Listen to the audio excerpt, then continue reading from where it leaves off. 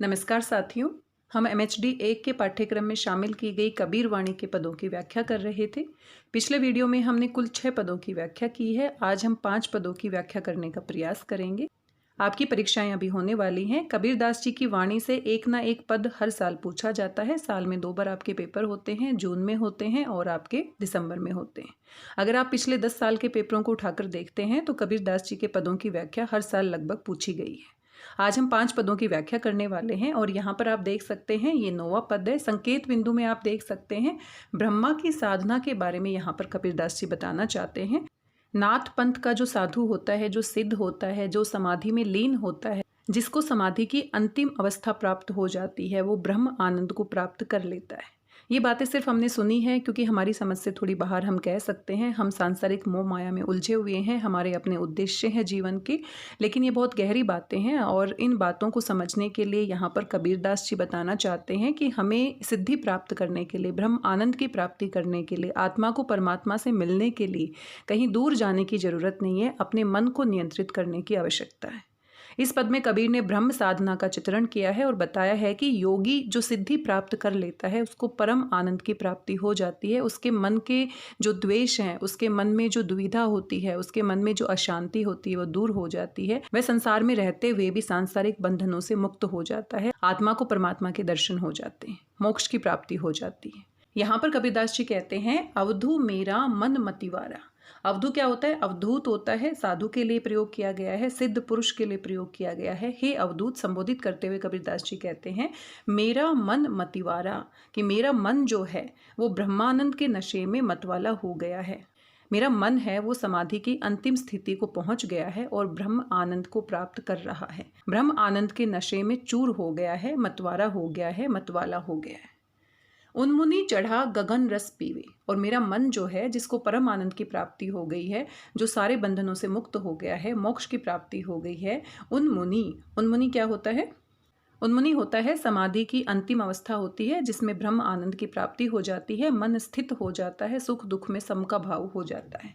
उन्मुनि चढ़ा, उन्मुनि अवस्था को प्राप्त करने के बाद गगन रस पीवे, जिस रस का पान कर रहा हूँ, जिस ब्रह्म आनंद की अनुभूति कर रहा हूँ, वो बहुत ही मतवाली है, बहुत ही मादक है। मैं जिस रस का पान कर रहा हूँ वह बहुत ही मादक है, मतवाला बना देने वाला है। ये जो मदिरा है जिससे मैंने ब्रह्मानंद की प्राप्ति की है, जो समाधि की जो मदिरा है वो मैंने कैसे बनाई है, यहाँ पर प्रतीकात्मक अर्थ है, सीधे सीधे यहाँ पर बात नहीं की जा रही है। रहस्यवाद की भावना का, रहस्यवादी भावना को हम यहाँ पर देख सकते हैं कि जो मदिरा है जिसको पीने के बाद मुझे ब्रह्म आनंद की प्राप्ति हुई है, तो मदिरा यहाँ पर किसके अर्थ में लिया गया है? समाधि की अंतिम अवस्था के अर्थ में लिया गया है कि मुझे सच्ची समाधि लगाने से मुझे ब्रह्मानंद की प्राप्ति हो गई है। और ये जो मदिरा है जिसका पान करके मेरा मन मदमस्त हो गया है, वो कैसे बनी है? गुड़ करी ज्ञान, ज्ञान रूपी गुड़ को उसमें मिलाया गया है, उससे मीठा बनाया गया है। ध्यान करी महुआ, और जो ध्यान रूपी महुआ है उसको इसमें मिलाया गया है। जैसे शराब को बनाया जाता है, उसमें गुड़ डाला जाता है, महुआ डाला जाता है, उसको आग पर पकाया जाता है, पकाने के बाद पूरी प्रक्रिया होती है और तब जाकर शराब बनती है। और शराब का जो नशा होता है वो मादक होती है, मदमस्त करने वाली होती है। तो बिल्कुल वैसे ही यहाँ पर जो समाधि की जो शराब है जिसको पीने के बाद मन मतवाला हो गया है, ब्रह्मानंद की प्राप्ति की अनुभूति हो गई है, तो वो कैसे बनी है? उसमें ज्ञान रूपी गुड़ को डाला गया है, ध्यान रूपी महुआ उसमें डाला गया है। भव भाठी, भव क्या होता है? संसार, और ये जो संसार है, भाठी क्या होता है? भट्ठी होता है। तो संसार रूपी भट्टी में करी भारा, संसार रूपी भट्टी में, और जो अग्नि का रूप है वो सच्चे ज्ञान की जो प्राप्ति हुई है वो अग्नि के रूप में जलाई गई है। और तब जाकर ये महारस है, ये ब्रह्मानंद की प्राप्ति, ये जो महान रस है, परम आनंद देने वाला रस है, ये बनाया गया है। सुषुमन नारी सहज समानी, और जो सुषुम्ना नाड़ी है वो सहज रूप से विलीन हो गई है। तो आपने सुना होगा कि अगर हम ध्यान की स्थिति में होते हैं, बहुत ही एकाग्रचित होकर अपनी इंद्रियों को नियंत्रित कर लेते हैं, तो हमारे शरीर में कुछ चक्र होते हैं, कुंडलियां होती हैं, वो जागृत हो जाती है। और जागृत होने से फिर हमारे जो बंधन है, जो सांसारिक मोह माया के बंधन है, वो छूट जाते हैं। हमारे मन में सुख दुख का जो भाव होता है वो समाप्त हो जाता है और हमें परम आनंद की प्राप्ति हो जाती है। इसके बारे में मैंने सुना है, आपने भी सुना होगा। तो यहाँ पर जो सुषुम्ना नाड़ी है वो हमें क्या करती है? वो हमारे मन को दुविधा में रखती है, जिसकी वजह से हम एकाग्रचित नहीं हो सकते। तो ये सारी जो साधना मैंने की है, इस पूरी साधना की प्रक्रिया में सुषुम्ना नाड़ी है वो क्या हो गई है? सहज समानी, सहज रूप से बहुत ही आसानी से विलीन हो गई है। और मेरे मन का जो द्वैत भाव है, जो दुविधा का भाव है, वो मिट गया है। पीवे पीवन हारा, इस ब्रह्म ज्ञान रूपी रस का मैं पान कर रहा हूँ, पीवन हारा वही इसका पान कर सकता है जो सच्चा साधु होता है, जो इस सिद्धि को प्राप्त कर लेता है। दोई पुड़ जोड़ी चिगाई, दोई पुड़ जोड़ी चिगाई, पुड़ क्या होता है? पुट होता है, और चिगाई क्या होता है? जलाना, प्रज्वलित करना। तो मेरे मन में, मेरे चित्त में जो अग्नि प्रज्वलित हुई है, सच्चे ज्ञान की अग्नि प्रज्वलित हुई है, उसके प्रज्वलित होने से इड़ा और पिंगला ये दो नाड़ियां होती हैं, और ये जो नाड़ियां हैं उसमें प्राण वायु और अपान वायु का जो समीकरण है वो संतुलन में आ गया है, उसमें किसी प्रकार की दुविधा नहीं है और वो बिल्कुल जागृत हो गई हैं। ये थोड़ी सी साधना से संबंधित बातें हैं और ये नाथ संप्रदाय में ऐसा बताया जाता है। इस तरीके से इस प्रक्रिया को करने से हमारी इड़ा और जो पिंगला नाड़ियां हैं वो इस तरह से संतुलित हो जाती हैं, और इसमें जब संतुलन नहीं होता है तो हम सांसारिक मोह माया में डूबे रहते हैं। इस ज्ञानाग्नि को जलाने के कारण, आगे कवि कहते हैं, इस ज्ञान अग्नि को जलाने के कारण जो मेरी इड़ा और पिंगला जो नाड़ियां हैं उनमें संतुलन बैठ गया है। भाठी चुआ महारस भारी, और इस भट्टी में ज्ञान की अग्नि से प्रज्वलित करने के बाद जो ये समीकरण बना है, जो ये संतुलन बना है, इससे महारस प्राप्त हुआ है। परम आनंद की प्राप्ति देने वाला रस मुझे प्राप्त हुआ है, सच्चा ज्ञान मुझे प्राप्त हुआ है। काम क्रोध दुई किया पलीता, और जो काम क्रोध लोभ के जो द्वेष भाव हैं वो मेरे मन में पूरी तरह से क्या हो गए हैं? इस ज्ञान की अग्नि से पूरी तरह से नष्ट हो गए हैं। उनको मैंने भस्म कर दिया, इस भट्टी में जलाकर भस्म कर दिया है, वो राख हो गए हैं। किया पलीता यानी कि वो पूरी तरह से क्या हो गए हैं? नष्ट हो गए हैं, पलीत हो गए हैं, उनकी मिट्टी पलीत हो गई है, नष्ट हो गए हैं। छूटी गई संसारा, और इस पूरी प्रक्रिया के दौरान मेरा मन समाधिस्थ हो गया है, और इस समाधिस्थ की अवस्था में छूटी गई संसारा, जो सांसारिक बंधन है, सांसारिक ऐन्द्रिक सुख हैं, वो सारी की सारी भौतिक लालसाएं मेरे मन से नष्ट हो गई हैं, मेरे मन से दूर हो गई हैं। सुनी मंडल में मंगला बाजे, और मेरा मन इस तरह से आनंद की प्राप्ति कर रहा है जैसे अनहद नाद बज रहा हो। मेरे मन में मृदंग बज रहे हैं, अनहद नाद बज रहे हैं, बहुत ही आनंद की प्राप्ति कर देने वाला संगीत गूंज रहा है, मेरी आत्मा उसे महसूस कर सकती। जब आत्मा परमात्मा से मिलने के लिए जाती है तो उस समय इस तरह का दृश्य दिखाई देता है, कानों में वो अनहद नाद सुनाई देता है, वो मधुर संगीत सुनाई देता है, और आसपास का जो वातावरण होता है वो बहुत ही शांत दिखाई देता है। तो ऐसे ही स्थिति यहाँ पर उस सिद्ध पुरुष की हो गई है जिसने क्या किया है? सच्चे ज्ञान को प्राप्त कर लिया है। सुनी मंडल में मंदला बाजे, सुनी मंडल क्या होता है? शून्य चक्र। तो जो चक्र हैं वो जागृत होने के बाद अनहद नाद बज रहा है, बहुत ही आनंद देने वाला मधुर संगीत मुझे सुनाई दे रहा है। तह मेरा मन नाचे, और उसके अंदर मेरा मन मयूर की भांति बहुत ही मदमस्त होकर नाच रहा है, आनंद का अनुभव कर रहा है। गुरु प्रसाद अमृत फल पाया, गुरु प्रसाद, और ये जो समाधि की स्थिति है, जो ये आनंद की स्थिति है, जो ब्रह्म साधना की स्थिति है, जो आत्मा का परमात्मा से मिलन की स्थिति है, जिस सच्ची स्थिति को मैं प्राप्त कर पाया हूँ, वो गुरु के प्रसाद के बिना, गुरु की कृपा के बिना उसको प्राप्त नहीं किया जा सकता। गुरु जब आत्मा का मार्गदर्शन करता है तभी वो परमात्मा तक पहुंच सकती है। गुरु की कृपा के बिना, गुरु के आशीर्वाद के बिना ये संभव नहीं हो पाता। तो गुरु के प्रसाद से, गुरु की कृपा से मुझे अमृत फल मिला है। सहजी सुषुम्ना काछे, और सहज ही रूप से, बहुत ही आसानी से, बड़े बड़े साधु भी सुषुम्ना नाड़ी को विलुप्त नहीं कर पाते हैं, उसकी दुविधा में फंसे हुए होते हैं। इस साधना के माध्यम से, गुरु की कृपा के माध्यम से, गुरु के मार्गदर्शन के माध्यम से मैंने सुषुम्ना नाड़ी पर विजय प्राप्त कर ली है, और बहुत ही आसानी से प्राप्त कर ली है। पूरा मिलिया तबे सुख उपजो, और पूरी तरह से जब ये समाधि की स्थिति के अंतिम पड़ाव पर हम पहुंच जाते हैं तभी इस प्रकार का सुख अनुभव होता है, तभी ब्रह्म साधना पूरी होती है, ब्रह्म आनंद की प्राप्ति होती है। तप का तपनी बुझानी, और जो सांसारिक मोह माया है, जो भौतिक सुख हैं, जो दैहिक सुख हैं, वो सारे के सारे, उनका जो ताप है, उनकी जो गर्मी है, वो पूरी तरह से नष्ट हो गई है, बिल्कुल शांति का अनुभव किया जा रहा है। कहे कबीर भव बंधन छूटे, भव बंधन, सांसारिक मोह माया के जो बंधन है, भव यानी कि संसार, वो सारे छूट गए हैं, उनसे मुझे मुक्ति प्राप्त हो गई है। अभी तक मैं समझ नहीं पा रहा था कि किस प्रकार से मैं परमानंद को प्राप्त करूं, किस प्रकार से आत्मा को परमात्मा की प्राप्ति होगी, लेकिन सच्चे गुरु के मार्गदर्शन के द्वारा ये संभव हो पाया है। ज्योति ही ज्योति समानी, और जो ज्योति है वो ज्योति में समा गई है, यानी कि आत्मा परमात्मा में विलीन हो गई है, एकाकार हो गई है, सारे भेद मिट गए हैं, सारे बंधन टूट गए हैं। यहाँ पर ब्रह्म ज्ञान प्राप्त होने के बाद कैसा अनुभव होता है, आत्मा को कैसा लगता है, किस प्रकार से हम इन नाड़ियों के ऊपर विजय प्राप्त कर सकते हैं, गुरु की कृपा का क्या महत्व है, ये सारी बातें बताई गई है। प्रैक्टिकली थोड़ा सोचे तो हमारे लिए थोड़ा सा इससे रिलेट कर पाना मुश्किल हो जाता है, क्योंकि इस तरह की बातें हम महसूस नहीं कर पाते हैं। लेकिन ये थोड़ी सी ज्ञान की बातें हैं, थोड़े बड़े लेवल की बातें हैं। तो यहाँ पर ये सारी बातें कबीरदास जी बताने का प्रयास कर रहे हैं, विशेष रूप से उन साधुओं को बताने का प्रयास कर रहे हैं जो इस तरह का ढोंग करते हैं और सालों साल इस तरह की समाधि में लीन रहते हैं, लेकिन फिर भी वो सांसारिक मोह माया के बंधन में फंसे रहते हैं। सच्चा जो साधक होता है, अवधूत होता है, उसको अगर सच्चे गुरु की कृपा मिल जाती है तो वो इस तरह से ब्रह्मानंद की प्राप्ति कर लेता है। संकेत बिंदु में आप देख सकते हैं माया लिखा हुआ है। माया यानी कि जो सांसारिक माया है, जिसके जाल में फंसकर हम सब उलझे हुए होते हैं, हम सब अनेक प्रकार के कष्ट भोगते रहते हैं। कहीं ना कहीं हमारी आत्मा उसमें उलझी रहती है और आत्मा का परमात्मा से मिलन नहीं हो पाता, हम दुविधा में होते हैं, कष्ट में होते हैं। तो यहाँ पर माया को ठगनी कहा गया है, पथ भ्रष्ट करने वाली कहा गया है, जो बहुत सारे प्रलोभन देकर, लालच देकर जो हमारी आत्मा है उसको फंसा कर रखती है। तो यहाँ पर कबीरदास जी कहना चाहते हैं माया महा ठगनी हम कि हमें समझ में आ गया है जो माया है वो महान ठगनी है, वो ठग लेने वाली है, वो पथ से भ्रष्ट करने वाली है, सही मार्ग से भटकाने वाली है।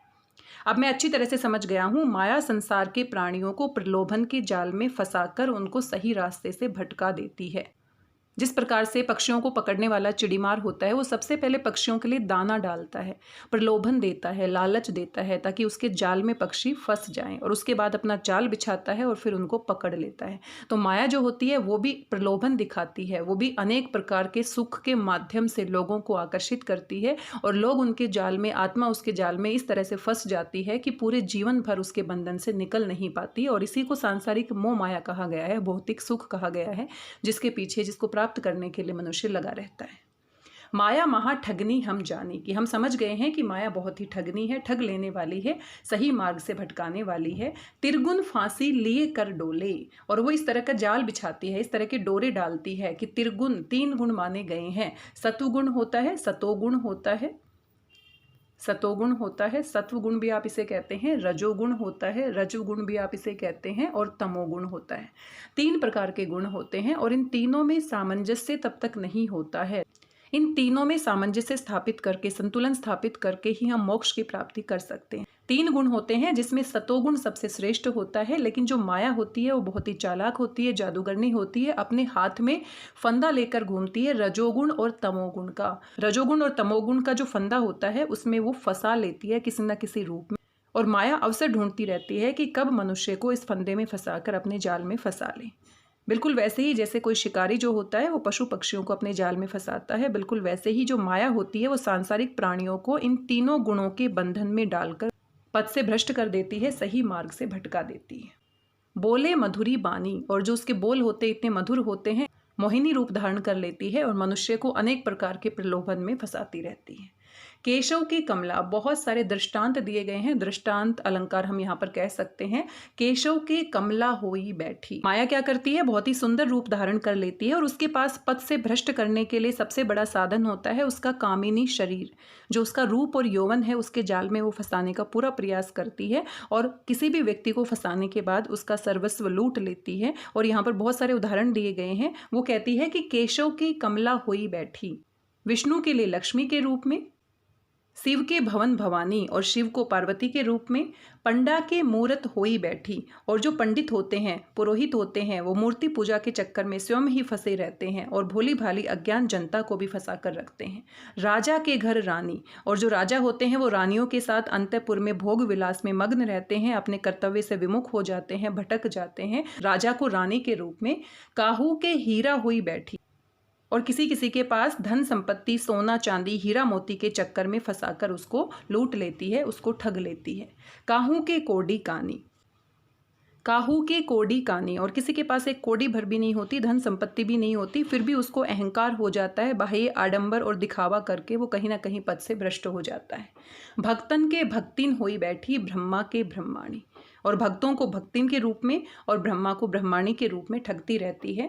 कहे कबीर सुनो भाई साधो, ये सब एकथ्य कहानी, एकथ्य यानी कि जिसको कहा नहीं जा सकता, जिसके बारे में वर्णन नहीं किया जा सकता, कि ये जो कहानियां हैं ये सिर्फ समझने की बातें हैं, इनको बहुत ज़्यादा खोलकर बताया नहीं जा सकता। इसलिए हे साधुओं, माया की लीला जो है वो अपरंपार है, उसके कारनामे ऐसे हैं जिसके बारे में वर्णन नहीं किया जा सकता। वो लोगों को प्रलोभन देती है, लालच देती है, और मनुष्य समझ ही नहीं पाता कि वो अपने रास्ते से भटक गया है, आत्मा जो है वो परमात्मा से मिल नहीं पाती है, सांसारिक मोह माया के बंधन में फंसी रहती है।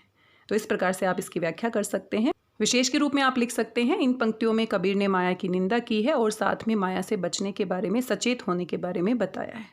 दृष्टांत उदाहरण आप यहाँ पर देख सकते हैं। बहुत ही सुंदर भाषा में यहाँ पर कबीर दास जी ने वर्णन किया है। भाषा की बात करें तो आप सभी जानते हैं, सदुकड़ी भाषा का प्रयोग किया गया है। पंचमेल खिचड़ी भी इनकी भाषा को कहा जाता है। इन्हें वाणी का डिक्टेटर भी कहा जाता है, क्योंकि इनकी भाषा में 4 से 5 भाषाओं के शब्दों को बहुत ही अच्छे तरीके से संयोजन इन्होंने किया है। इनकी भाषा को बहुत आसानी से समझा भी जा सकता है। बहुत सारी भाषा के शब्द ऐसे होते हैं जो हमारी ही लोकल लैंग्वेज से संबंधित होते हैं। तो आप देख सकते हैं, इनके सभी पदों को गाया जाता है भजन के रूप में। ये भी बहुत ही प्रसिद्ध भजन है, बार बार इसे गाया जाता है। आगे आप संकेत बिंदु में देख सकते हैं, सामाजिक कुरीतियों पर प्रहार किया गया है और यहाँ पर बताने का प्रयास किया गया है कि जो हिंदू और मुस्लिम है वो अपने अपने तरीके से ईश्वर को प्राप्त करने के बहुत सारे ढोंग करते हैं, दिखावे करते हैं, पाखंड करते हैं। लेकिन ये सामाजिक जो कुरीतियाँ हैं, इनसे बचने की आवश्यकता है। इन दोनों को ही सच्चे ईश्वर की प्राप्ति नहीं होती है, ये दोनों ही दिखावा करते हैं। तो देखते हैं कौन कौन सी कुरीतियों के बारे में यहाँ पर कबीरदास जी चर्चा कर रहे हैं। अरे इन दोहुन राह न पाई, इन दोनों को सच्ची राह नहीं मिल पाई है, सच्चा मार्ग नहीं मिल पाया है, ईश्वर के दर्शन नहीं हो पाए हैं। और दोनों किसके लिए संबोधित किया जा रहा है? हिंदू और मुसलमान दोनों के लिए यहाँ पर संबोधन किया जा रहा है। इन दोनों को ही सच्चे ज्ञान की प्राप्ति नहीं हुई है। हिंदू अपनी करे बड़ाई, गागर छुअन्न देही। हिंदू जो होता है वो अपनी बड़ाई करता है, अपने आप को श्रेष्ठ मानता है। गागर, गागर क्या होता है? मटका या मटकी आप कह सकते हैं, कि अपनी मटकी को छूने नहीं देता है, यानी कि जाति पाति के नाम पर भेदभाव करता है।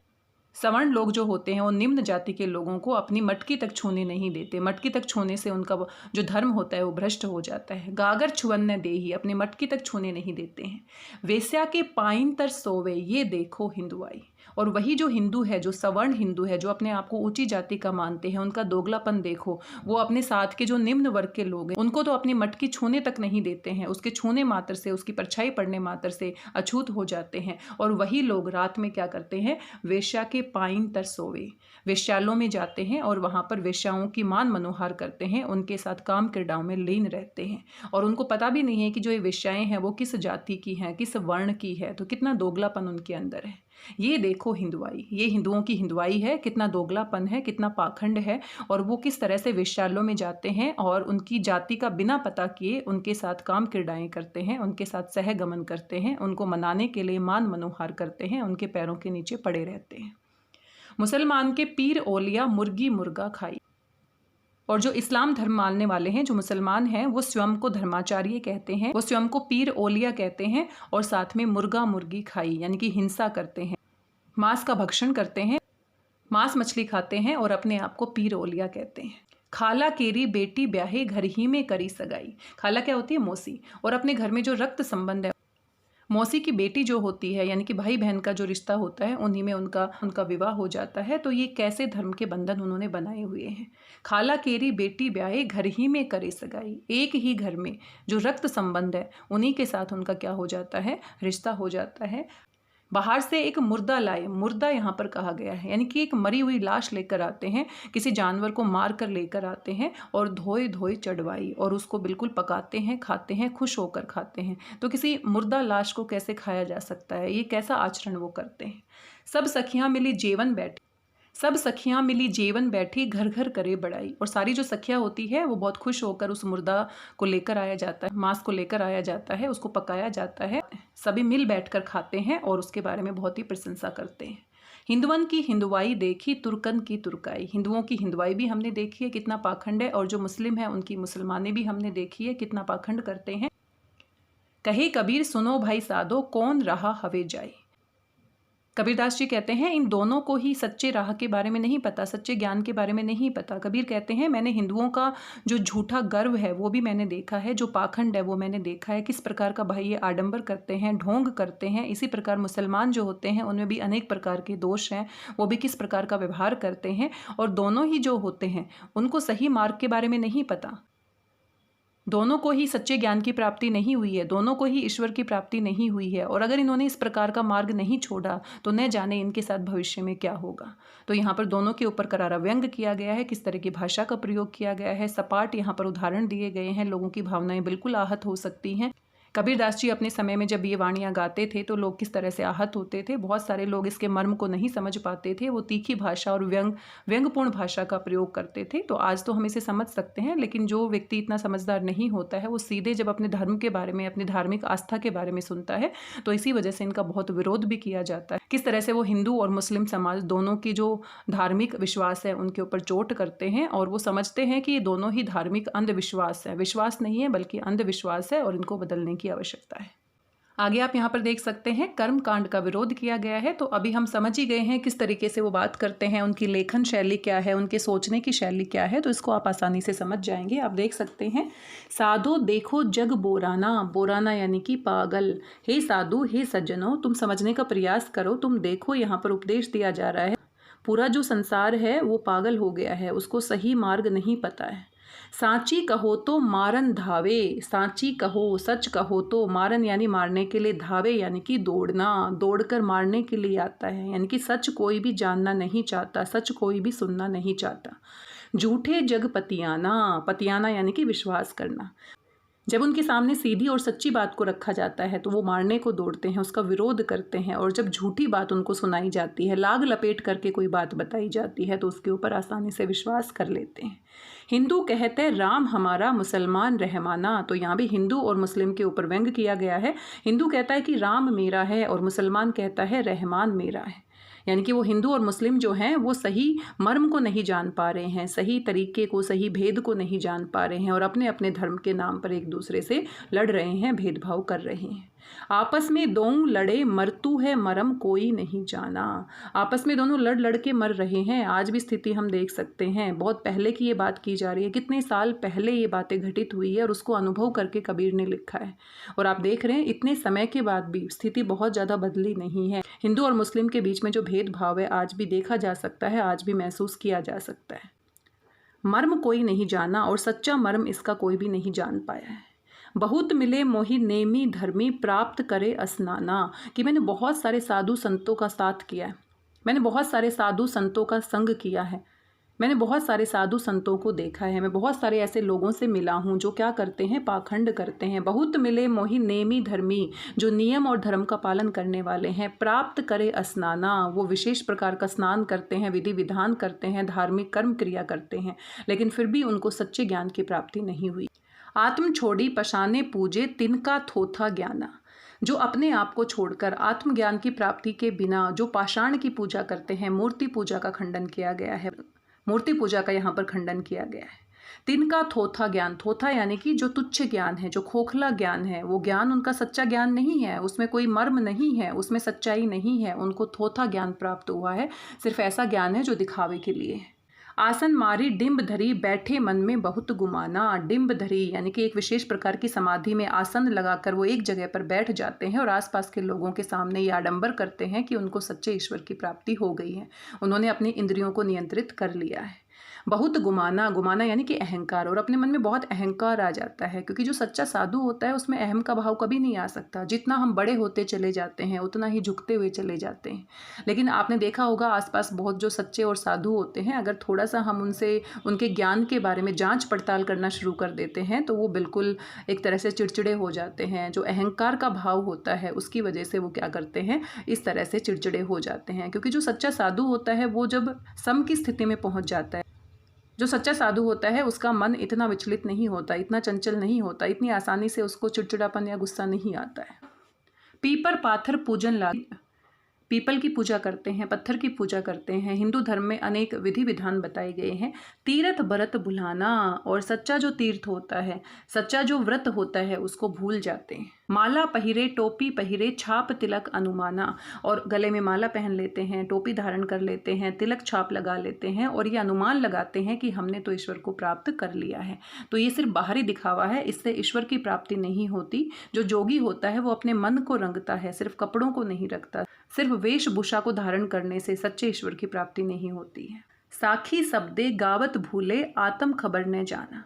जो साखियाँ गाता है, शबद गाता है, भजन करता है, कीर्तन करता है, लेकिन अपनी खबर उसको नहीं है कि मैं क्या गा रहा हूँ, उसको समझ नहीं आता है। सिर्फ वो दिखावे के लिए क्या करता है, साखी और शबद गाता हुआ फिरता है, भजन गाता हुआ फिरता है, कीर्तन गाता हुआ फिरता है।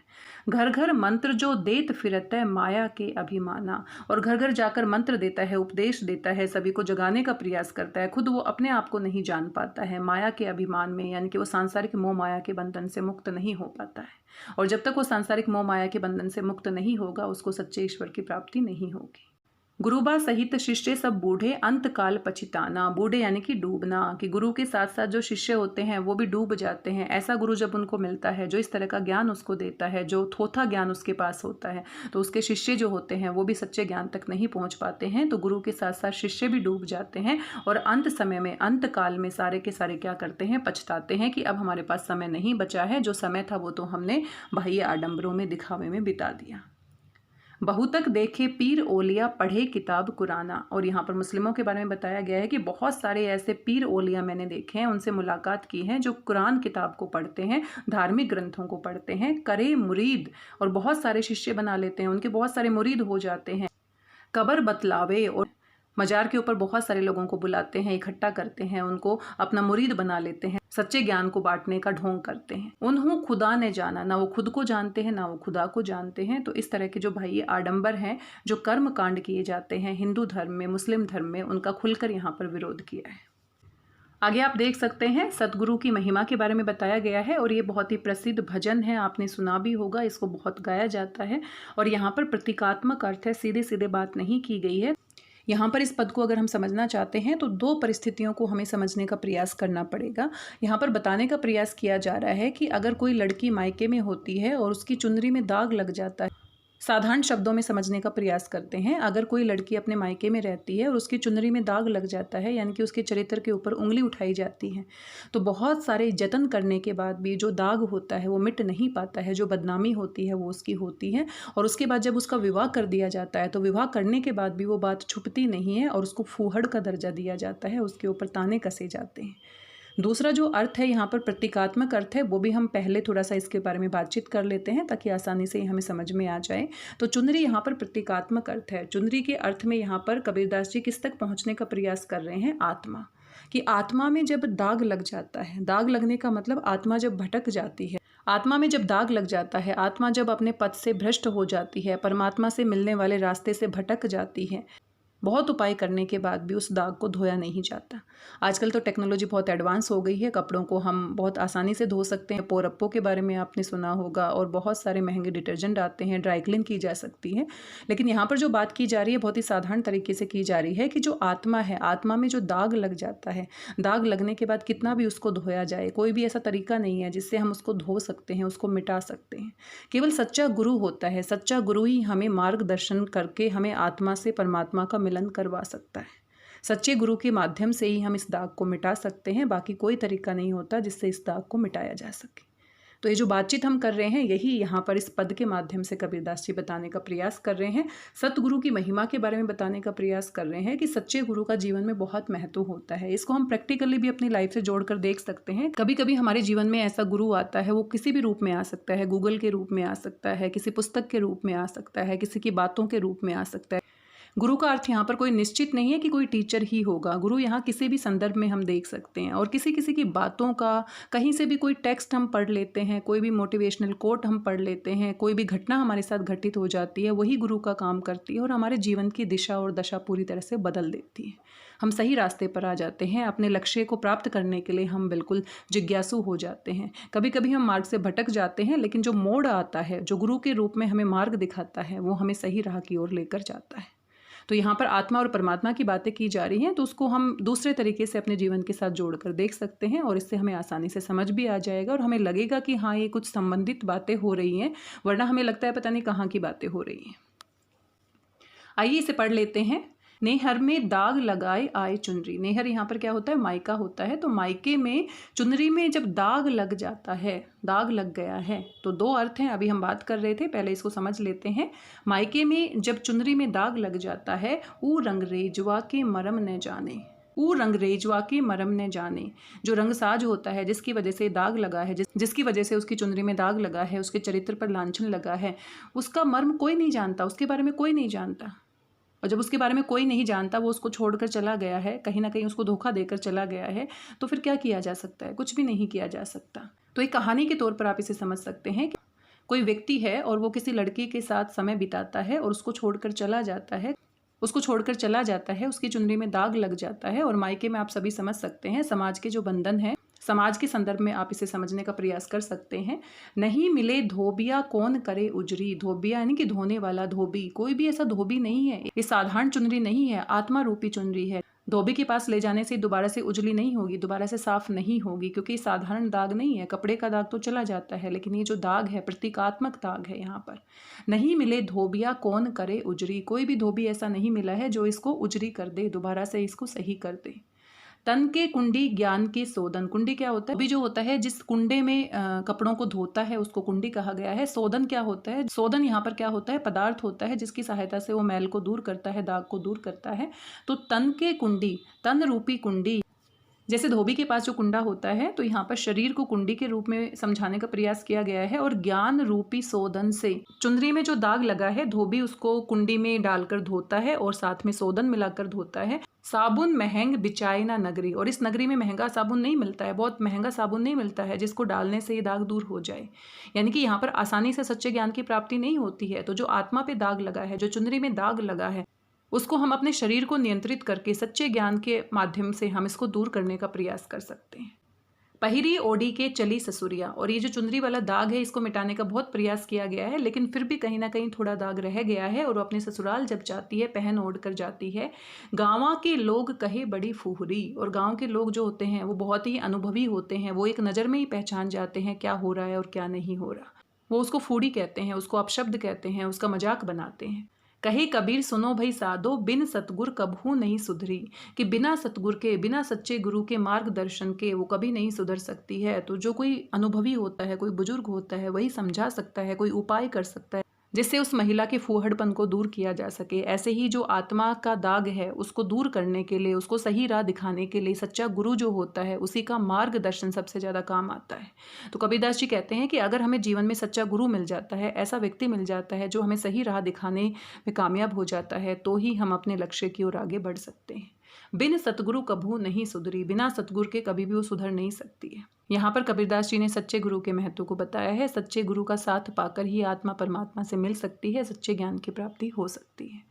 इन सभी पदों में कबीरदास जी ने निर्गुण साधना की बातें कही हैं। जो बाह्य आडंबर है, पाखंड है, उनका विरोध किया है। और जो सच्चे साधु होते हैं, जो कहीं ना कहीं साधना के नाम पर साधारण जनता को दिग्भ्रमित करते हैं कि इस तरीके से आप ईश्वर प्राप्त कर सकते हैं, अपने शरीर को कष्ट देकर ईश्वर प्राप्त कर सकते हैं, तो उनका खंडन किया है कि ईश्वर को प्राप्त करने के लिए सिर्फ अपने ऊपर काम करना है, कहीं दूर भटकने की आवश्यकता नहीं है। और ये बात सही भी है। अगर हम सुधरना चाहते हैं तो हम अपने आसपास के लोगों को नहीं सुधार सकते, कितना सुधारेंगे?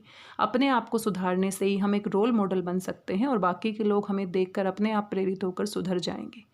केवल उन्हीं को सुधारना चाहेंगे और अपने आप को नहीं देखेंगे, तो ये बात तो सही नहीं है। आज के लिए बस इतना ही। आशा करती हूँ जानकारी आपको पसंद आई होगी। बाकी के जो पद बच गए हैं, कुल 5 पद बचे हैं, उनकी व्याख्या अगले वीडियो में हम करने वाले हैं। MHD फाइनल ईयर का जो पाठ्यक्रम है उसमें एक पेपर 100 अंक के लिए आता है, और जो 100 अंक के लिए आता है वो MHD 5 का पेपर होता है, जो 3 घंटे के समय के लिए आता है। बाकी सभी जो पेपर आपके होते हैं वो 2 घंटे के समय के हिसाब से 50 अंक के लिए आते हैं। तो आपको समय का विशेष रूप से ध्यान रखना है, ताकि पूरा प्रश्न पत्र आप हल कर पाएँ।